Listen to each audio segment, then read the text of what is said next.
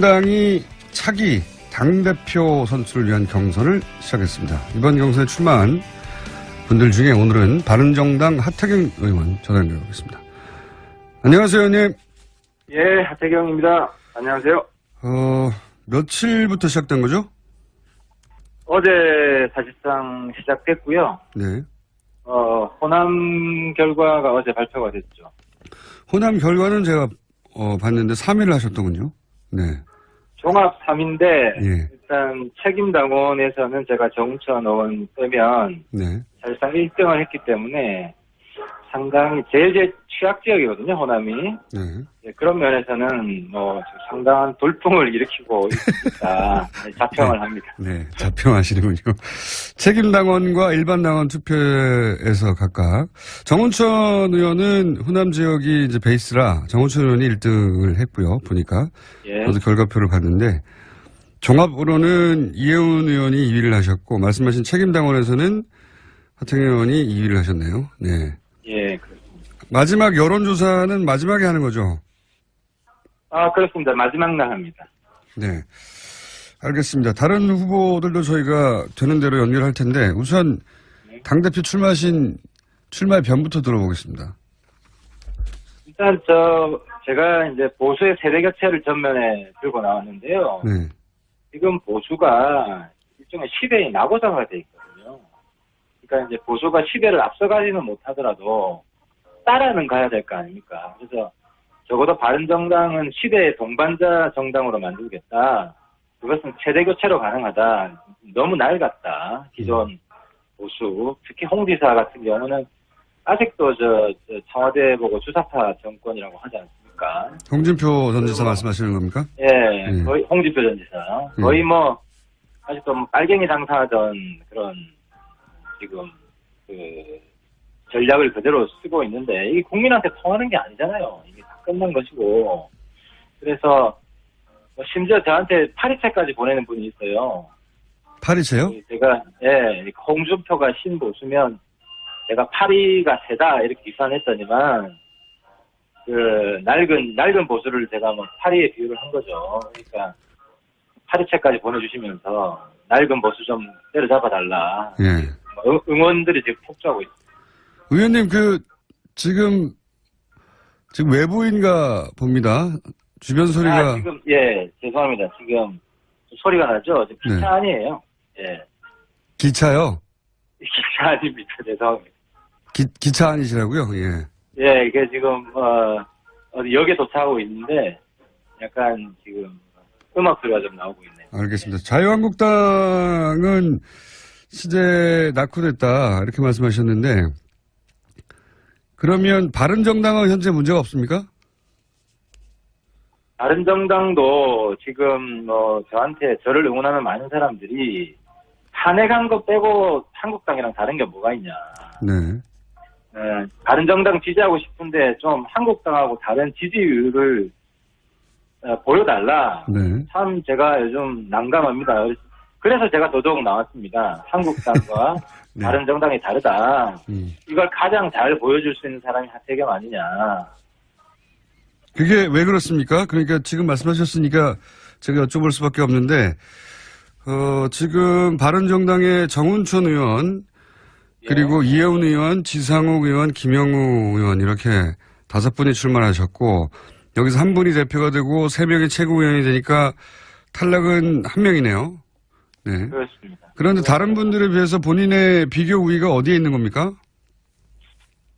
일단은 가장 젊은 후보죠, 제가. 얼굴은 동안은 아니지만. 김어준 총수도 아마 저랑 나이 같죠? 그렇습니다. 믿을 사람이 있을지 모르겠지만. 네. 근데 더 중요한 것은 예. 제가 이번에 이제 야당의 개념 논쟁을 들고 나왔습니다. 제가 볼 때 기존의 야당은 마이너스 야당이에요. 정부의 실패가 목적인 야당이죠. 근데 이제 제가 들고 나온 야당 개념은 플러스 야당. 이게 뭐냐면 여당이든 야당이든 다 대한민국 성공을 위한 정당이어야 된다는 거예요. 네. 근데 과거 야당은 어땠냐면은 마이너스 야당이라는 거는 정부가 잘하는 것은 맞고 못하는 것은 장려하는 게 전략이에요. 왜냐하면 그래야 정부가 빨리 실패를 하니까. 네. 근데 플러스 야당은 정부가 잘하는 건 도와주고 못하는 거는 견제하고 개선해서 어쨌든 우리나라 국가는 성공하게 만든다. 이게 플러스 야당이죠.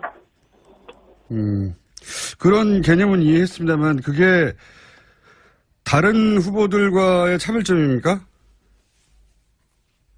그것뿐만 아니라 지금 뭐 청문회 전략에 있어서도 제가 우리 당을 굉장히 비판을 하죠. 선택과 집중을 못했다. 전부 다 지금 한국당처럼 무조건 반대만 하잖아요. 그런 이미지입니다, 실제.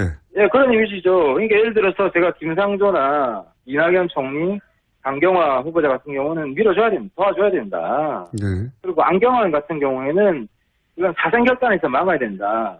적어도 이런 전략으로 갔으면 지금은 이제 야당이 반대하면 항상 반대하니까 또 반대하네 이러지 누가 더 강약 조절이 안 되는 거거든요. 정말 심각하게 문제가 있는 사람도 이번에 만약에 저는 그래요. 청와대가 안경환 끝까지 밀어붙였으면요. 국민들은 안경환이 다른 후보에 대해서 문제점이 많긴 하지만 그래도 50% 이상은 청와대 지지로 갔을 거라고 봐요. 그래서 어쨌든 뭐 청와대가 조기에 수습을 해서 다행이긴 한데 야당이 잘해서 안경환이 물러난 건 아니다. 저는 그렇게 봅니다. 근데 그 말씀하시니까 제가 궁금해지는 게 개별 인터뷰를 바른정당 의원님들도 해보면 예를 들어서 강경화 후보는 절대 안 된다는 사람보다는 임명해서 얻는 이득이 더 크다. 의원님 말씀처럼. 그런데 왜 바른정당 공식 입장을 항상 절대 반대로 나오는 거죠? 공식 입장이라기보다 지도부 입장이죠. 지도부요? 당론이라기보다. 우리는 이제 당론은 채택하지 않고 만약에 표결에 들어가면 이제 소신투표 하기로 했는데 사실 뭐 비공개 우리끼리 내부에서 회의를 하면 경론을 벌입니다. 경론을 벌이는데 제가 당 대표가 되면 우리 당 체질 완전히 바뀔 겁니다. 그러니까 지금 말씀은 현 지도부가 강경 입장이라 바른정당 전체가 강경 반대 입장처럼 보이고 그게 전략적으로 매우 잘못됐기 때문에 내가 당 대표가 돼서 선별적으로 플러스 정당이 되는 바른정당을 만들겠다. 이런 말씀이시네요. 네, 그렇습니다. 그렇군요. 근데 이제 뭐 지나가는 얘기긴 합니다만 아직 당대표가 안 되셨기 때문에 플러스 정당을 하면 바른정당은 언제 집권합니까? 항상 여당이 잘 되도록 도와주면? 국민들 수준이 높아가지고요. 요즘 정치 박사입니다. 야당이 무조건 묻지마 반대하면 야당 지지를 안 오르고요. 반대할 땐 반대하고 찬성할 땐 찬성하고 절도 있게 하면 저는 틀림없이 오를 거라고 봅니다. 야당이 다들 지금 찌질하게 보니까 야당 지지율 다 합해봐야 20%도 안 되잖아요. 지금 20% 정도 됩니까? 그러니까 대통령 지지율이 거의 80%잖아요. 그래서 80% 대통령을 지지하는 80~90% 민심을 우리가 얻지 않으면 우리 지지율 어떻게 올라가겠어요? 야당의 전략이 과거처럼 대통령 실패하게 만드는 전략으로 가면 저는 야당 집권 가능성은 없다고 생각합니다.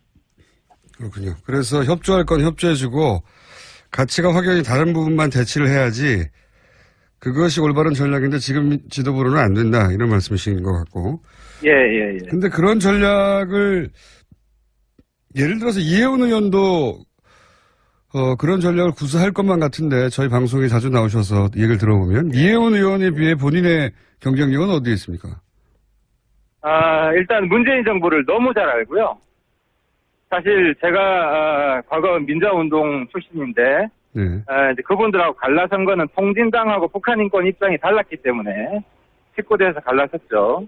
근데 이제 그분들을 내가 잘 알아서 아주 슬기롭게 협치할 건 하고 견제할 건 견제할 수 있다. 이거 하나가 있고 또 하나는 홍준표 전 지사 지금 한국당 당대표가 될 가능성이 높은데 홍준표 지사를 되치게 할 정도의 맷집과 뒷심 있는 사람 전투력 못지 않지만 유승민의 품격도 아울러 가지고 있다.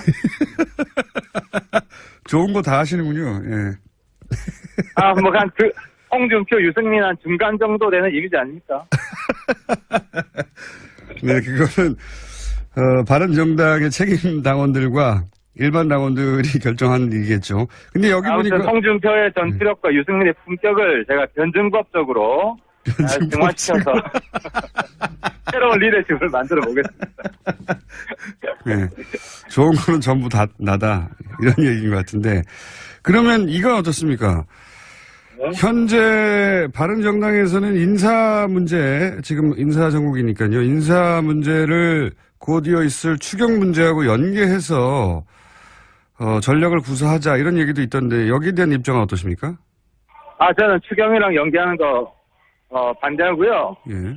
추경 들어가야 된다고 생각합니다. 근데 추경에서 지금 가장 큰 문제가 되는 게 그 공무원 일자리 예산인데 저는 이제 조건부 협상을 했으면 좋겠다. 그 조건이 뭐냐면 지금 공무원 예산 가장 큰 게 해가 지날수록 예산 부담이 천문학적으로 커진다는 거거든요. 네. 그래서 신규 채용 공무원에 대해서는 그 호봉제, 그러니까 연공 서열. 지금 공무원이 가장 큰 문제가 되는 게 일 안 해도 세월만 지나면 월급이 올라가잖아요. 네. 그래서 능력에 따라서 공무원 임금도 주는 그런 방식으로 능력제로 개편해야 된다. 그러면은 이번에 공무원 제도 개혁의 단초를 깔 수 있는 거죠. 그럼 우리나라 공무원 제도가 굉장히 건강해질 것이다. 추경의 논의는 당연히 들어가야 되고, 그리고 인사 문제 연계하지 말아야 하지만 나는 이런 지점은 문제다. 이런 입장이신 거군요. 이네요. 예. 네. 이거 어떻습니까? 안경환 내정자 결국 사퇴를 했고, 이제 이어서, 야당에서는 조국 민정수석도 사퇴하고 책임져라. 여기 나오는데, 책임 문제까지는 모르겠습니다만, 어쨌든 검증의, 책임자니까. 근데 사퇴까지 해야 됩니까? 그건 뭐 좀 심하다고 보고요. 근데 조국 수석이 만약에 한 사람 낙마했다고 민정수석 사퇴하면 민정수석 남아있는 사람이 있겠습니까? 그건 과도한데 조국 수석의 좀 정치력이 좀 아쉬운 면은 있어요. 예를 들어 지금 청문회가 꼬이는 게 5대 인사원칙. 네. 여기에 대한 합리적 대안이 마련되지 못해가지고 지금 청와대하고 야당들이 서로 지금 계속해서 소모적인 싸움을 하고 있는데 이런 거를 좀 민정수석이 이 야당들하고 조율을 해서 합리적 대안을 만들고 이러면 국민들이 굉장히 박수 칠 것 같은데 지금 뭐 강대강 대결이 물론 야당도 책임이 있지만 특히 대통령이 뭐 청문회는 참고 자료에 불과하다 뭐 이런 입장 아닙니까? 이게 뭐 법리적으로는 맞을지라도 정치적으로는 뭐 국회 인정 안 하겠다 뭐 이런 거기 때문에 상당히 부적절한 말인데 이런 좀 정무적으로 매끄럽지 못한 청와대에서 이야기가 나오는 데 있어서 조국 수석이 뭐 하냐 도대체 뭐 이런 좀 안타까움이 있어요. 근데 말씀하신 건 말 맞다나 정무수석이 할 일이지 민정수석이 야당을 만나서 할 일은 아니지 않습니까? 인사 문제이기 때문에 인사 문제이기 때문에 아무래도 민정수석이 뭐 청와대 다 비서인데 물론 뭐 정무수석도 중요하죠. 근데 인사 문제에 있어서는 민정수석이 좀 주도적인 역할을 해야 되지 않냐 하는 겁니다. 알겠습니다. 뭐 사태까지는 아니지만 책임 있는 자리에 있는 만큼 본인이 어떤 액션이 있어야 되는데 그게 안 보인다. 이렇게 평가하시는 것 같고요. 이것도 여쭤볼게요. 최근에 이제 청문회 과정에서 네. 일반 시민들이 그 청문위원들에게 이제 마음에 들지 않는 질문을 하거나 질의를 하면 문자를 대량으로 보내는데 여기에 대해서 일부에서는 문자 폭탄이라고 부정적으로 보고 있고 또 일부에서는 이것은 시민 참여다, 문자 행동이다 이렇게 긍정적으로 보는데 본인은 어떻게 생각하십니까? 그걸 제가 뭐 밝혔는데 네. 조금만 참으면 네. 그 악몽은 끝나고 그 행복이 찾아옵니다. 그게 무슨 얘기입니까? 번호가 알려서 문자 폭탄이 오잖아요. 네. 정치인들 입장에서는 조금만 기다리면 그 다음부터는 그게 제보라든지 여러 가지 좋은 정보가 오기도 하기 때문에 저는 문자 폭탄이 온다고 해서 보통 전화번호를 바꾸는데 전화번호 바꾸지 마시라. 제 경험으로 볼 때. 근데 이제 단 정치인 말고 뭐 재판관이나 판사들 특히 또 언론인들 여기에 대해서 뭐 가족들을 협박한다든지 이런 일도 벌어지잖아요. 뭐 문자로도 그렇고. 일부는 이런 경우는 좀 네. 이런 경우는 엄벌해야 된다고 봅니다. 특히 재판관은 사법부 독립이 지켜져야 되는데 권력으로부터 또 독립해야 되지만 이런 악의적 문자로부터 좀 독립을 해야 되고 기자도 마찬가지예요. 기자도 요즘 뭐 기사 조금 그 마음에 안 들게 쓰면은 엄청난 그 시달림을 당하거든요. 그래서 기자도 좀 보호할 필요가 있다. 정치인한테만 보내시라. 저는 이런 부탁을 좀 드리고 싶습니다. 정치는 마땅히 받아들여야 된다. 그러나 뭐 정치인의 숙명이라고 생각합니다. 직업군에 따라서는 보내면 안 되는 사람들도 있다. 뭐 이런 기본 입장이신 것 같고요. 그죠? 보내더라도 협박을 하지 마시라. 네, 뭐 일부의 사례로 전부를 말할 수는 없는데 여하간 협박은 어떤 경우에도 잘못된 것이다. 이 정도 입장이신 것 같고.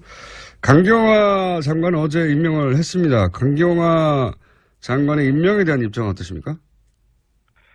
저는 제일 처음부터 강경화 외교부 장관 시키는 게 장점이 많다라고 네. 주장을 했었고. 근데 이제 문제는 지금 여야가 강대강 대립을 하고 있는데 하루 이틀 정도 냉각기를 좀 가지는 게 필요할 것 같아요. 왜냐하면 야당도 잘못했지만 대응이 지금 아주 좀 무책임하지만 청와대도 조금 이제 대응이 미숙한 면이 있어요. 예를 들어 국민 검증이 끝났다. 여론조사 높으니까 무조건 하겠다. 이거는 결국 다 부메랑으로 돌아오거든요. 여론이 그러면 안 좋은 거는 어떻게 할 거냐. 여론은 안 좋으면 사퇴시킨 거 아닙니까 지금? 그러니까 그렇게 되면 예. 예를 들어 사드 배치 같은 경우 여론이 더 높잖아요. 그러니까 여론에 따라서 문재인 정부 정책 하나하나 다 따지고 들면 문재인 정부 일할 수가 없어요. 그래서 이런 부분은 그렇게 여론 비상주의로 밀어붙일 건 아닌 것 같고, 그래서 하루 이틀 정도 냉각기 가지고 빨리 수습 방안을 찾았으면 좋겠어요. 만약에 수습 방안이 안 나오면 바른정당만이라도 청문회는 지금 계속해야 된다고 봅니다. 청문회는 야당이 사실상 주도하는 야당 공간인데 우리가 이걸 포기하면 안 되죠. 알겠습니다. 모든 정책을 여론에 따라 할 리도 없고 하진 않겠죠. 네, 그 부분은 무슨 말씀인지는 알겠고요. 이건 어떻습니까? 이제 안경환 내정자가 어떤 이유든 사퇴를 했기 때문에 후임 법무부 장관 후보자에 대한 국민들 관심도 많고, 어제 표창원 의원은 정의당 노회찬 원내대표나 이재명 성남시장을 이제 물론 개인적인 의견입니다. 이런 식으로 추천해서 화제가 됐는데, 연결된 김에 제가 여쭤보자면 혹시 본인도 표창원 의원처럼 본인이 추천한다고 되진 않겠지만 법무부 장관으로 한번 추천해 보시자면요. 저도 생각을 좀 해봤는데요. 네. 표창원 의원은 좀 남성 지향적인 것 같은데 저는 여성 쪽으로 생각을 해봤는데 이정미 헌법재판관. 저는 이정미 헌법재판관이 법무부 장관 되면 모든 국민이 박수를 칠 것이다. 헌법재판관이 법무부 장관에 대한 사례는 없는 걸로 제가 아는데 어쨌든. 없죠. 그런데 법무부 장관이 헌법을 수호했던 사람이다. 굉장히 강렬한 메시지를 줄 것 같고요. 1순위입니다. 그리고 2순위는 만약에 안 된다면 김영란법을 통해서 대한민국의 부패를 없애는 획기적인 이제 조치가 있었던 상징적인 인물 아니겠습니까? 그래서 저는 이정미, 김영란을 노회찬, 이재명 조에 대조해서 한번 밀어붙이고 싶습니다. 그렇군요. 밀어붙이시려면 나중에 대통령이 되셔야 될 것 같습니다. 근데. 저는 충분히 문재인 정부 협치할 용의가 있고, 네. 문재인 정부 잘 알기 때문에, 어떤 게 잘하는 거다, 어떤 게 못하는 거다. 남들보다 더 정확하게 보는 눈이 있다고 생각을 합니다. 잘 아신다고 두 번이나 강조하셨기 때문에 어떻게 잘 아시는 겁니까? 그 청와대 주로 일하는 사람들 있잖아요. 임종석 실장부터. 과거 학생운동할 때. 같이, 학생운동할 때부터 같이 했던 사람들이고, 네. 대학교 졸업한 이후에도 사회에서 쭉 같이 활동했던 사람들이고요. 근데 이제 갈라진 이유가 이제 북한 문제에 대한 인식 가지고 좀 격렬한 논쟁을 했습니다. 그래서 그게 잘 안 맞아가지고 갈라지긴 했는데, 서로에 대한 최소한의 신뢰는 있죠. 그리고 민주화 투쟁 열심히 했고, 그리고 지금은 그때 격렬하게 갈라진 게 한 20년 전인데, 그때에 비해서는 서로 많이 성숙했기 때문에, 물론 똑같지는 않습니다. 차이가 있지만, 차이를 인정하고, 협력할 건 협력하고, 또 경쟁할 건 경쟁하고, 선의에 경쟁할 수 있는 그런 관계는 좀 된다고 봅니다. 청와대를 구성하는 일부 인사들의 사고 체계를 이해한다, 나도 정확하게. 이런 말씀이시네요. 상당히 많아요, 사실은. 얼마나 상당히 많은지는 대표가 되신 다음에. 자, 그럼 가장 강한 상대는 누굽니까? 후보 5 중에. 저는 저 자신하고 싸움이라고 봅니다. 제 자신의 진가를 잘 몰라요, 지금. 아직 국민들이. 잘 모르고, 이번에 아무튼 승부는 제 자신을 얼마나 잘 홍보하느냐에 따라서 판가름 나지 않을까. 그건 알겠는데, 그러면 아마도 2위는 누가 할 것이다. 2위 말입니까? 예. 그러니까 본인이 가장 강하기 때문에 누구랑 경쟁하느냐는 질문은 지금 대치셨고, 그럼 2위는 누가 합니까? 나 다음은 이 정도 될 거다. 그 부분은 제가 예의가 아닌 것 같습니다. 제가 순위를 매기는 거는 예. 항의가 엄청나게 몰려들 것 같아요. 그러면은 그거보다 더 어려운 질문인데 한 명은 어쨌든 최고위원회에서도 탈락해야 되니까 사실 경쟁이 그렇게 치열하지는 않습니다. 5 중에 넷은 대표거나 최소한 최고위원은 되니까요. 근데 한 명은 누가 탈락할까요? 그렇지 않습니다. 사실 지금 누가 떨어지는가에 관심이 더 많습니다. 그러니까요. 제 말이 그겁니다. 그래서 이제 떨어지는 사람은 굉장히 정치적 타격을 입을 수 있다고 생각하기 때문에 네. 지금 내부에서 상당히 경쟁이 치열하고 어제부터 저희들이 처음엔 토론회는 좀 우호적이었는데 어제부터 약간 치고받고 하기 시작했습니다. 그래서 그래요? 갈수록 흥미진진해질 것 같습니다. 의원님의 전략 지역이 있습니까 혹시? 마지막 질문인데. 전략 지역. 네. 제 전략 지역은 영남하고 수도권. 영남과 수도권. 왜냐하면 이제 수도권에서는 제가 이제 구글 트렌드로 이 데이터를 쭉 조사를 해보면 인지도 부분에 있어서 거의 1등입니다. 그리고 또 온라인 소통도 부정적 인지도 아닐까요 혹시? 아니, 호감도 굉장히 올라갔잖아요. 지난번에 이제 선물 폭탄. 요즘 선물 폭탄이 많이 옵니다. 알겠습니다. 문자 폭탄보다 뭐 그런 부분들이 좀 이렇게 인식이 바뀐 부분을 반영하는 것 같아요. 오늘 여기까지 듣겠고요. 네. 당대표 되시면 저희가 스튜디오 초대하겠습니다. 오늘 말씀 감사합니다. 예, 감사합니다. 네. 지금까지 바른정당의 당이 차기 당대표 선출을 위한 경선을 시작했습니다. 이번 경선에 출마한 분들 중에 오늘은 바른정당 하태경 의원 전화 연결하겠습니다. 안녕하세요, 의원님. 예, 하태경입니다. 안녕하세요. 며칠부터 시작된 거죠? 어제 사실상 시작됐고요. 네. 호남 결과가 어제 발표가 됐죠. 호남 결과는 제가 봤는데 3위를 하셨더군요. 네. 종합 3위인데 예. 일단 책임당원에서는 제가 정우천 의원 빼면 네. 사실상 1등을 했기 때문에 상당히 제일 취약 지역이거든요, 호남이. 네. 예, 그런 면에서는 상당한 돌풍을 일으키고 있다. 자평을 합니다. 네, 자평하시는군요. 책임당원과 일반당원 투표에서 각각 정운천 의원은 호남 지역이 이제 베이스라 정운천 의원이 1등을 했고요. 보니까 예. 저도 결과표를 봤는데 종합으로는 이혜훈 의원이 2위를 하셨고 말씀하신 책임당원에서는 하태경 의원이 2위를 하셨네요. 네. 예, 그렇습니다. 마지막 여론조사는 마지막에 하는 거죠? 그렇습니다. 마지막 날 합니다. 네. 알겠습니다. 다른 후보들도 저희가 되는 대로 연결할 텐데 우선 당대표 출마하신 출마의 변부터 들어보겠습니다. 일단 제가 이제 보수의 세대 교체를 전면에 들고 나왔는데요. 네. 지금 보수가 일종의 시대의 낙오자가 돼 있거든요. 그러니까 이제 보수가 시대를 앞서가지는 못하더라도 따라는 가야 될 거 아닙니까? 그래서 적어도 바른정당은 시대의 동반자 정당으로 만들겠다. 그것은 세대 교체로 가능하다. 너무 낡았다. 기존 보수. 특히 홍 지사 같은 경우는 아직도 청와대 보고 주사파 정권이라고 하지 않습니까? 홍준표 전 지사 말씀하시는 겁니까? 예, 거의 홍준표 전 지사. 거의 아직도 빨갱이 장사하던 그런 지금 전략을 그대로 쓰고 있는데 이게 국민한테 통하는 게 아니잖아요. 이게 다 끝난 것이고. 그래서 심지어 저한테 파리채까지 보내는 분이 있어요.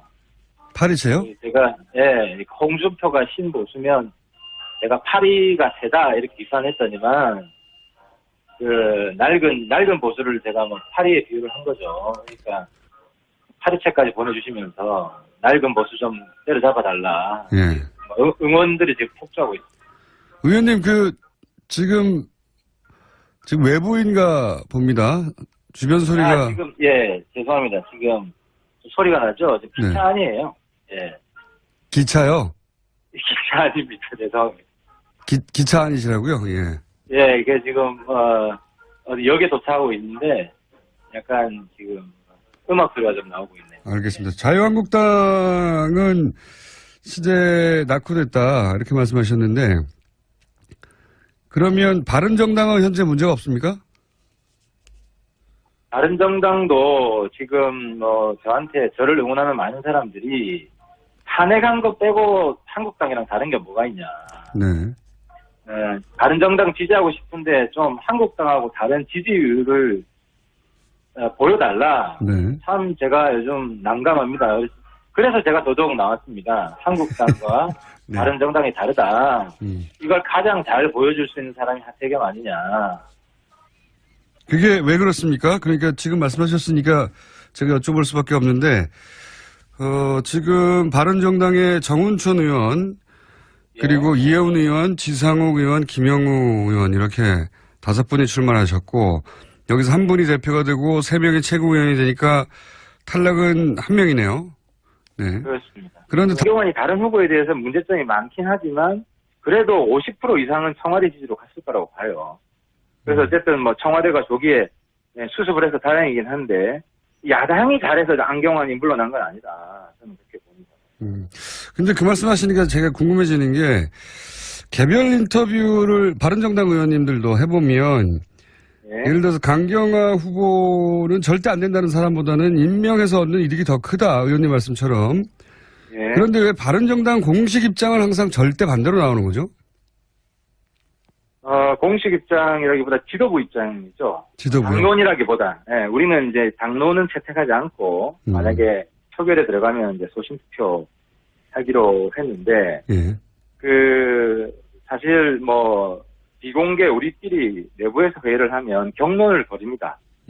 경론을 벌이는데 제가 당 대표가 되면 우리 당 체질 완전히 바뀔 겁니다. 그러니까 지금 말씀은 현 지도부가 강경 입장이라 바른정당 전체가 강경 반대 입장처럼 보이고 그게 전략적으로 매우 잘못했기 때문에 내가 당 대표가 돼서 선별적으로 플러스 정당이 되는 바른정당을 만들겠다. 이런 말씀이시네요? 네, 그렇습니다. 그렇군요. 근데 이제 지나가는 얘기긴 합니다만 아직 당대표가 안 되셨기 때문에 플러스 정당을 하면 바른정당은 언제 집권합니까? 항상 여당이 잘 되도록 도와주면? 국민들 수준이 높아가지고요. 요즘 정치 박사입니다. 야당이 무조건 묻지마 반대하면 야당 지지를 안 오르고요. 반대할 땐 반대하고 찬성할 땐 찬성하고 절도 있게 하면 저는 틀림없이 오를 거라고 봅니다. 야당이 다들 지금 찌질하게 보니까 야당 지지율 다 합해봐야 20%도 안 되잖아요. 지금 20% 정도 됩니까? 그러니까 대통령 지지율이 거의 80%잖아요. 예. 그래서 80% 대통령을 지지하는 80-90% 민심을 우리가 얻지 않으면 우리 지지율 다른 분들에 비해서 본인의 비교 우위가 어디에 있는 겁니까? 일단은 가장 젊은 후보죠, 제가. 얼굴은 동안은 아니지만. 김어준 총수도 아마 저랑 나이 같죠? 그렇습니다. 믿을 사람이 있을지 모르겠지만. 네. 근데 더 중요한 것은 예. 제가 이번에 이제 야당의 개념 논쟁을 들고 나왔습니다. 제가 볼 때 기존의 야당은 마이너스 야당이에요. 정부의 실패가 목적인 야당이죠. 근데 이제 제가 들고 나온 야당 개념은 플러스 야당. 이게 뭐냐면 여당이든 야당이든 다 대한민국 성공을 위한 정당이어야 된다는 거예요. 근데 과거 야당은 어땠냐면은 마이너스 야당이라는 거는 정부가 잘하는 것은 맞고 못하는 것은 장려하는 게 전략이에요. 왜냐하면 그래야 정부가 빨리 실패를 하니까. 근데 플러스 야당은 정부가 잘하는 건 도와주고 못하는 거는 견제하고 개선해서 어쨌든 우리나라 국가는 성공하게 만든다. 이게 플러스 야당이죠. 그런 개념은 이해했습니다만 그게 다른 후보들과의 차별점입니까? 그것뿐만 아니라 지금 청문회 전략에 있어서도 제가 우리 당을 굉장히 비판을 하죠. 선택과 집중을 못했다. 전부 다 지금 한국당처럼 무조건 반대만 하잖아요. 그런 이미지입니다, 실제. 예, 그런 이미지죠. 그러니까 예를 들어서 제가 김상조나 이낙연 총리, 강경화 후보자 같은 경우는 밀어줘야 됩니다. 도와줘야 된다. 네. 그리고 안경환 같은 경우에는 이건 사생결단에서 막아야 된다. 적어도 이런 전략으로 갔으면 지금은 이제 야당이 반대하면 항상 반대하니까 또 반대하네 이러지. 누가 더 강약 조절이 안 되는 거거든요. 정말 심각하게 문제가 있는 사람도 이번에 만약에 저는 그래요. 청와대가 안경환 끝까지 밀어붙였으면요. 국민들은 안 그래 어떻게 올라가겠어요? 야당의 전략이 과거처럼 대통령 실패하게 만드는 전략으로 가면 저는 야당 집권 가능성은 없다고 생각합니다.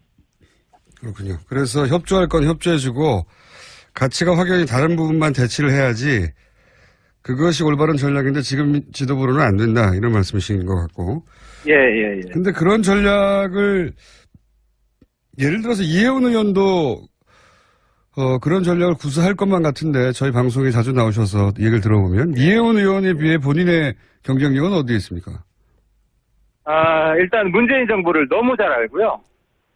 사실 제가 과거 민주화운동 출신인데 네. 이제 그분들하고 갈라선 거는 통진당하고 북한 인권 입장이 달랐기 때문에 19대에서 갈라섰죠. 근데 이제 그분들을 내가 잘 알아서 아주 슬기롭게 협치할 건 하고 견제할 건 견제할 수 있다. 이거 하나가 있고 또 하나는 그 홍준표 전 지사 네. 지금 한국당 당대표가 될 가능성이 높은데 홍준표 지사를 되치게 할 정도의 맷집과 뒷심 있는 사람 전투력 못지 않지만 네. 유승민의 품격도 아울러 가지고 있다. 좋은 거 다 하시는군요. 예. 홍준표, 유승민 한 중간 정도 되는 이미지 아닙니까? 네, 그거는 바른정당의 책임 당원들과 일반 당원들이 결정한 일이겠죠. 근데 여기 아무튼 보니까 홍준표의 전투력과 유승민의 품격을 제가 변증법적으로 정화시켜서 새로운 리더십을 만들어 보겠습니다. 네, 좋은 거는 전부 다 나다 이런 얘기인 것 같은데 그러면 이건 어떻습니까? 네? 현재 바른정당에서는 인사 문제 지금 인사 정국이니까요. 인사 문제를